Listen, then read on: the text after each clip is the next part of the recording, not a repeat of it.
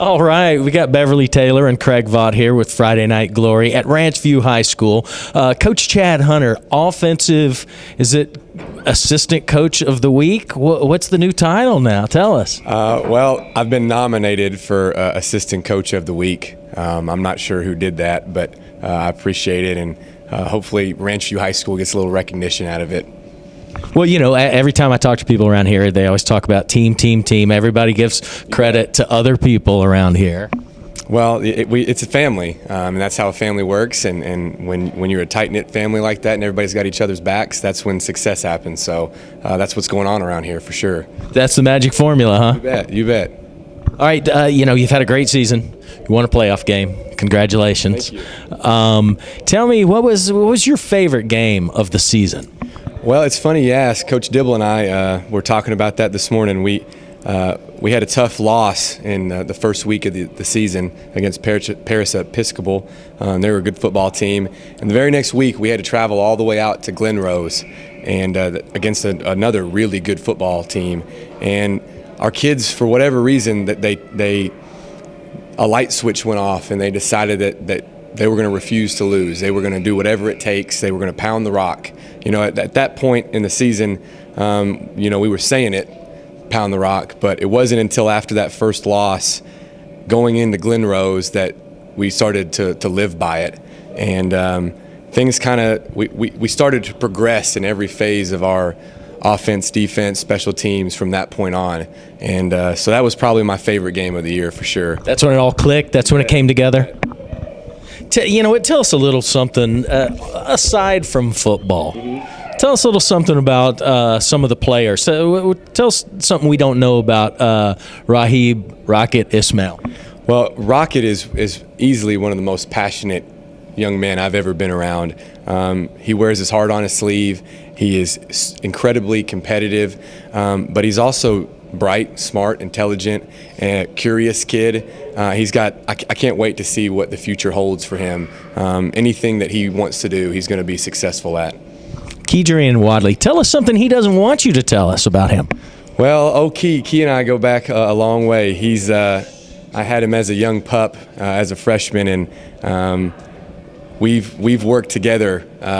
Our relationship is something that I'll never forget. I'm going to be thinking about Key 20, 30 years from now because of the things that we've done together the last 3.5 to 4 years. Something that you might not want to know about Key. Well, he likes to dance when there's nobody around, or just maybe our football players around. He'll, out of nowhere, I'll walk in and he might be standing on a table dancing, and that's a good thing, you know. He's got the kind of attitude in life that, you know, you got to have fun. So. Right. Tell something that Coach Smith doesn't want us to know about him. Coach Smith. Well, now Coach Smith and I go a long way back, and I'm going to have to tell you that I'm loyal to Coach Smith, and I would never ever say anything about Coach Smith that he wouldn't want you to know. So I'm sorry, I can't go there. All right. So, you know, and I asked the kids this too. What are your goals for the future? Well, right now the goals for the future is to have a good game plan going into practice tomorrow. I know that's kind of cliche and not exactly what you guys want to hear, but that was kind of what we decided at some point in the season, that, you know, we've got to focus on what's right in front of us. As hard as that may be sometimes, especially for the coaches especially, you know, we just want to focus one day at a time. And right now my focus is what can I do to prepare our kids tomorrow a day before the game. I'll ask you that in about 3 weeks. I'll ask you that one again. But speaking of this team, Liberty Ilau, is that how you pronounce it? Ilu. So by Texarkana. I got that part. What else do you know about them? Well, they're a good team. They're up there near Texarkana, like I said, and they've got some really fast athletes. Their defense plays quick. They have some good cover guys. They've got some good inside linebackers. They tackle well. We're going to have to really execute our game plan to have success against them. They're probably, in my opinion, one of the best defenses we've seen, if not the best defense we've seen all year. Oh, okay. That'll be a great challenge. You bet. We're up for it, and that's what Texas high school playoffs is all about. I mean, each week you're gonna see the toughest opponent you've seen all year. You know, when you talked about Texarkana, the Texarkana Gazette says that's the only local team they have left in the playoffs. Really? Well, they're a good football team. Their record is a little bit deceiving. From what we've seen on film, they fly around. And just from my perspective as the offensive coordinator, we're going to have our game plan really tight this week. It's a short week, too. They played last Thursday, so they have an extra day, and that's okay. We're going to be ready.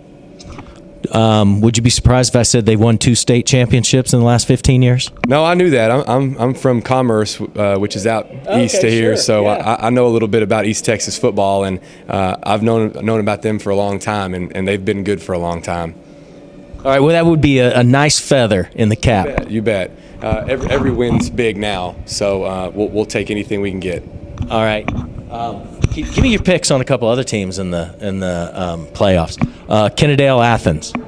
Well, I don't know anything about Athens. We did get to go see Kennedale play, and they're the real deal. They've got the biggest high school 3A football player, 4A football players I've ever seen. So I'm going to go with Kennedale there. Okay, and that would be a potential opponent down the line. Paris and Sanger.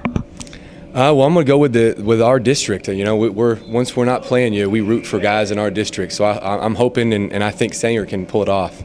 Okay, so that would be a rematch potentially. Sure. I don't even know who we would play. I'm aware that we could potentially see them again, but I'm just focused on Liberty. Let's don't get ahead of ourselves. That's right. But thank you, Chad. Appreciate you taking a minute with us. Thank you. We appreciate.